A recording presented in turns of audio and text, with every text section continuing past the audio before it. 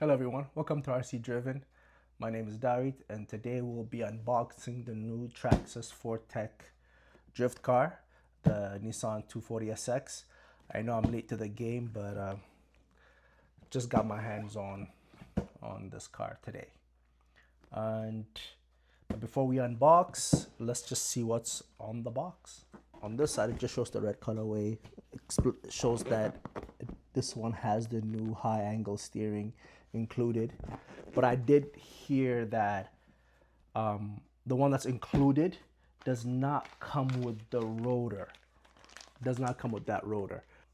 I went in and bought it because I definitely want to have the rotor. I don't want it to just be an empty wheel. That's just me. So I ended up getting this, so I'll probably be installing this rather than what came in the box. It kind of shows what the chassis looks like without the body. And on this side, it's just the black. Just kind of showing the same thing as far as the high angle steering that's included inside. On this side, it just shows the skill level, which is because this is considered to be a skill level 1. And this side shows you the which model, which color I got, which is the red one, and that is a licensed body. So let's get this open and let's take a look inside.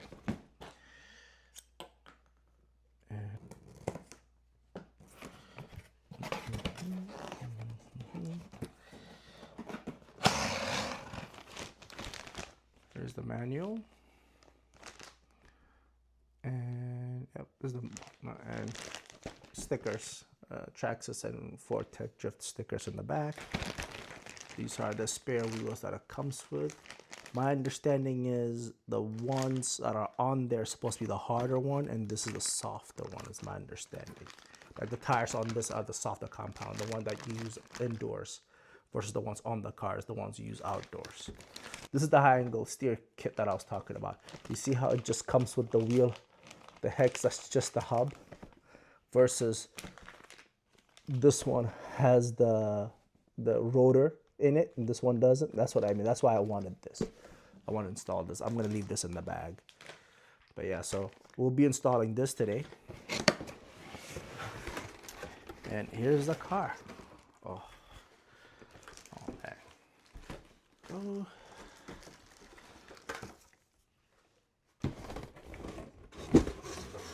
And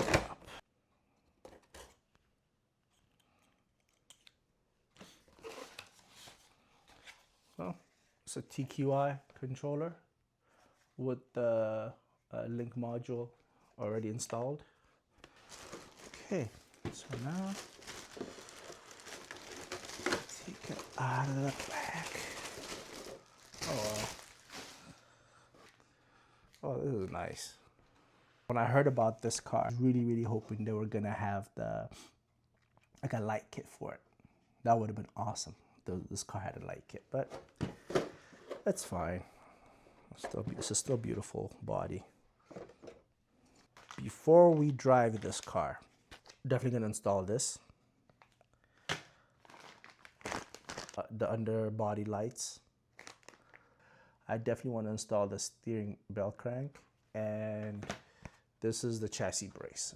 That's what we're gonna do first before I even test drive this car. So let's get started. Let's start with the Bellcrank. So we're gonna start here first, but you have to first assemble it on the bench first. Okay.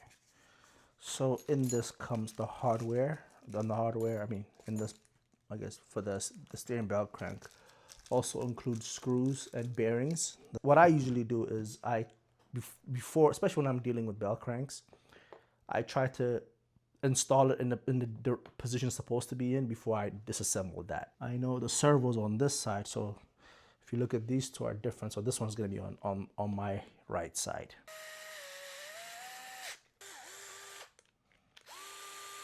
That's it. This is installed. Now this is ready to go in the car. So now we start taking this apart.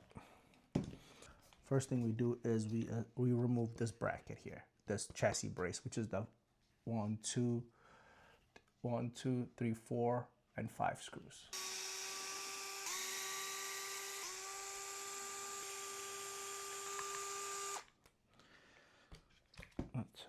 braces out. Next is we're gonna remove this screw here that holds the link from the steering servo horn to the bell crank. The steering servo horn to the bell crank screw comes out, and now that is out. So now all I have to do is remove. It's easier.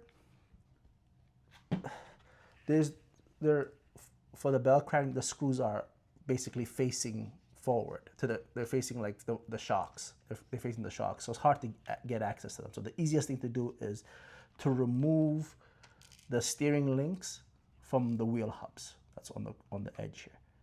There's a screw here and a screw there. Take those out and that should pop right out. So that's out. I mean, that's unscrewed. So now that's unscrewed. And also another reason why I personally like always swapping these out on almost all my cars is because these come with bearings and these come with like washers, or not washers, what do you call them? Bushings, which is just not the same. Yeah, this one is a little tricky. Kind of have to fight with it a little.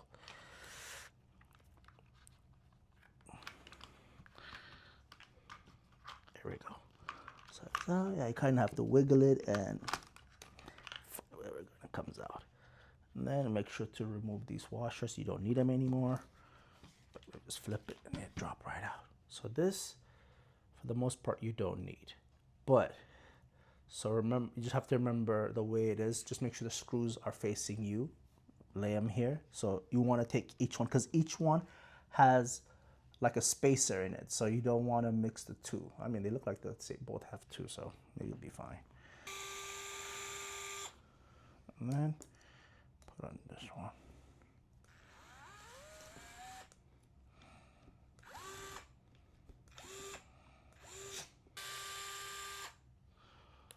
I don't know if you can see it, but there's a spacer here and two at the bottom, so there are three of them.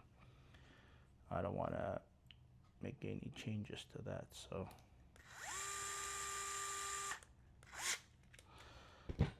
now this is ready to go. So first thing you do is you take your bigger bearings, then you slide them on to the chassis. These two pieces, this two part that is sticking out, slide them on there. Your two biggest bearings. Once you have that, then you kind of have to get this to drop in. That might be a bit tricky. I'm still trying to see how am I gonna do it.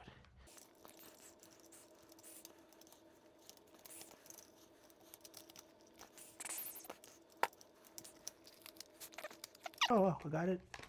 You kind of have to like play with it here and there, kind of rattle it in or like shake it in, but it goes. And then you have your other bearings.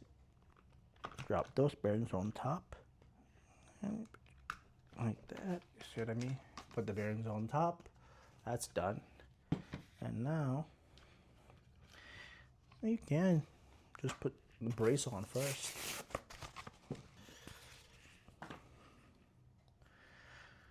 And boom.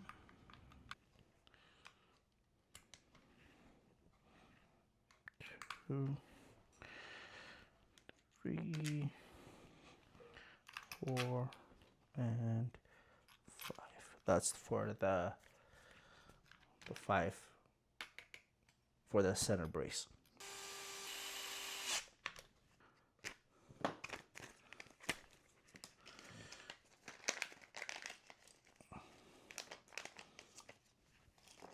So this is fairly easy. It's just this, you remove the servo horn that's existing, I mean that's installed right now. I'm just taking out this screw for the servo. This is what I have to remove now. This piece here, this has to come out. So the screw behind it. Best way to do it is you take this off first. Once you take it off, it's just hanging. Once it's hanging, you use the same screwdriver and then unscrew it off. There you go. That's it. Now that you have this, install this first. Servo horn. Then pop it in.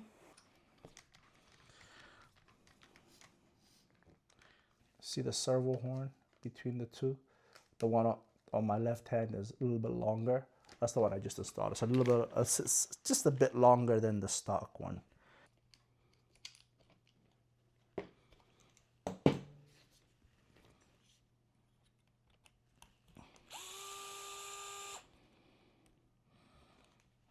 Done. Pop this out. Done. Pin and washer. Remove the front axle. We got to push the bearings out. That's one bearing. Okay, number two. Pop these bearings in.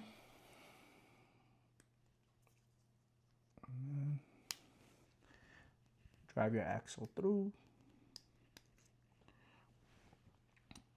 Then you have your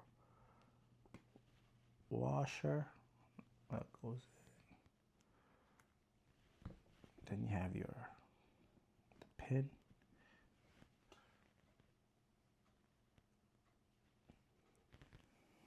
A little pin here. Pin through, then your hub.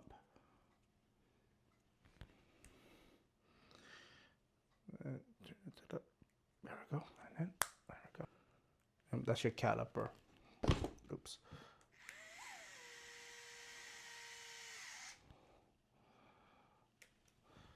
So this is your fully assembled hub. I'm gonna remove the steering link first. While it's off, bring this one and install the steering link. Okay. The only reason why I do that is because there's, I don't know if you can be able to see it, but there's like washers, spacers or washers in there. I don't want to lose, that's why. So so all I have to do now is, this is installed to the link. All I have to do now is take this screw and this screw out, and then remove this hub here and put the other one in. That's it.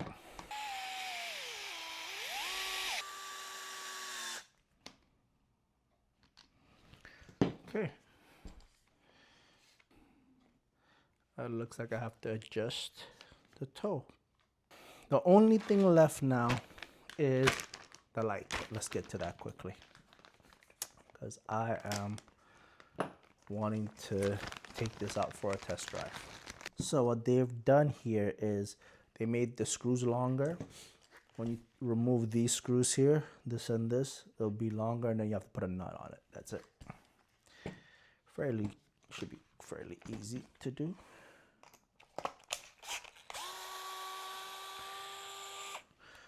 That's one screw.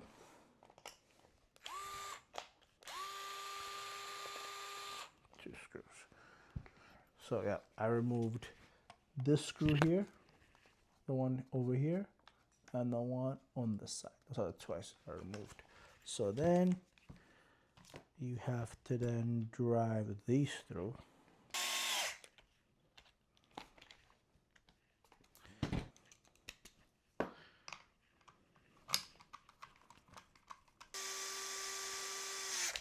See, tightens there. But then there you go. Now you put a nut over it. I don't know if the other one installed. I don't know if the older one installed the same way, but okay. See, one side done. So that's the nut right there, and if you can see the two nuts here, the little chrome nut or polished nuts there and there. So this side is done. You have to unscrew the top one for the servo. This little servo screw up here, you have to unscrew that one. That's how this one installs. You hear that? I have to like screw through it. You have to kind of screw all the way through, even though it's not. I guess this seems like it was an afterthought. There we go. Last nut.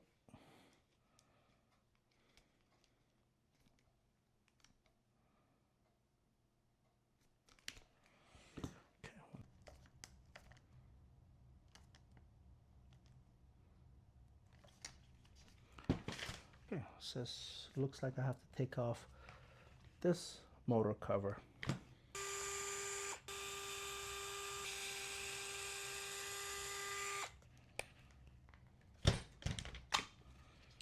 Okay, that's out. You take this and you slide it through here, and then it's supposed to snap in place here, like that, yeah. And then there we go. That's how it's supposed to look. The one that's the two black wires you install, those two are together. That's it. I mean, that's once you install that. Now it's you have to get into the receiver to install this. So yeah, I've gone ahead and finished up the wiring. One of this wire needed to be plugged into the receiver. So while I had this receiver box open, I went ahead and swapped out the servo as well. We had the blue 2075 servo in there. I swapped it out for the 2075R. Supposed to be a faster servo. I mean,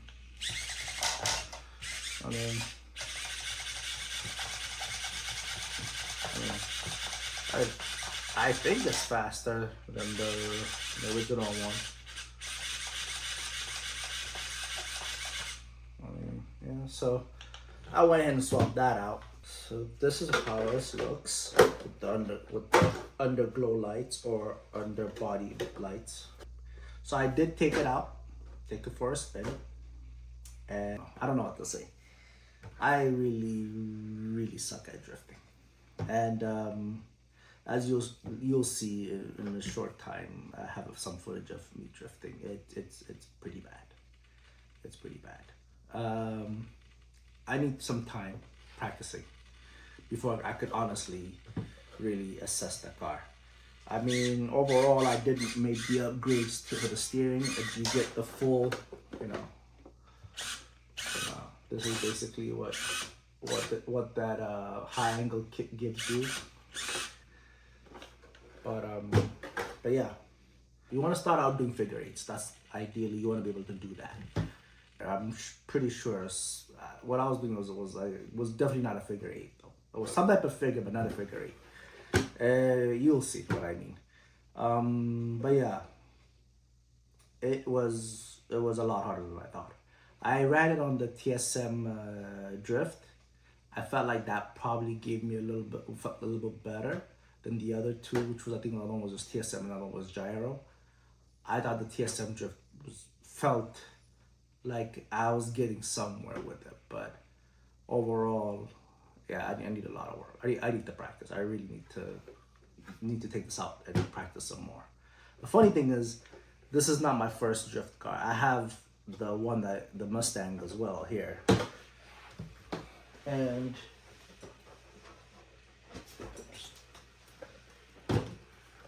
as you can tell from the body, it's pretty dusty, which just tells you how much I've driven this car. So just to kind of give you a quick comparison between these two. I put the Valerian 3S system in here. I put a high-end servo on this. This is a ProTech, I believe it is ProTech. Yeah, this is look at the difference. See how much faster that is compared to this one. Yeah, that one is much faster. I need to take some time and practice. I probably practice with this one more, as this is a stock, more of this closer to the stock. Actually, it is pretty stock. I'll practice with this. Once I get decent enough, then I'll switch over to this to see if it's easier with the 3S system than it is with the stock system. If you already have one of these, and you just wanna maybe just get a body, you can do that, because the same body, this Mustang body here, this is the Mustang chassis, pops in here. You can pop this off, and same thing with the 240 body. They're interchangeable. The only thing I think is different. So the body clips are fine. The only thing you have to change the front bumper. The front bumper is different. Our front, this piece here is different. As you can tell, it's not the whole thing. It's just, this 7 screws right here in the front. I'm sure you can unscrew that and just get this front piece by itself. That's if, let's say for example, you have the Mustang and you really want a 240 body, or you bought this but you really want that body, or however you want to do it. You just have to buy the front clip separately. That's it. Hope you've enjoyed the video so far, and now I leave you with this car in action. Enjoy, guys. Thank you.